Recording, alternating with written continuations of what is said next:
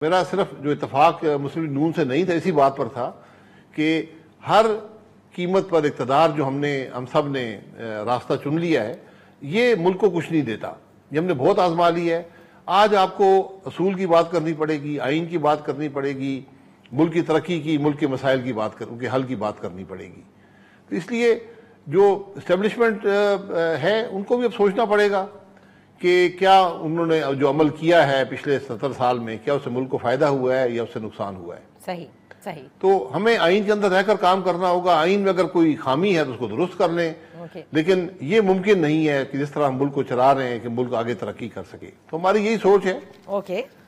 आइन, हमारा सहारा आइन पर है, हमारा इन्हिसार आइन पे है। इस्टेब्लिशमेंट का अपना एक हकीकत है इस मुल्क के अंदर, लेकिन वो हकीकत, मैं उनकी नीयत पे शुबा नहीं करता। उनका भी मकसद यही है कि मुल्क तरक्की करे, लेकिन हमें एक ज़ाब्ते, कानून, एक आइन के अंदर रहकर काम करना होगा।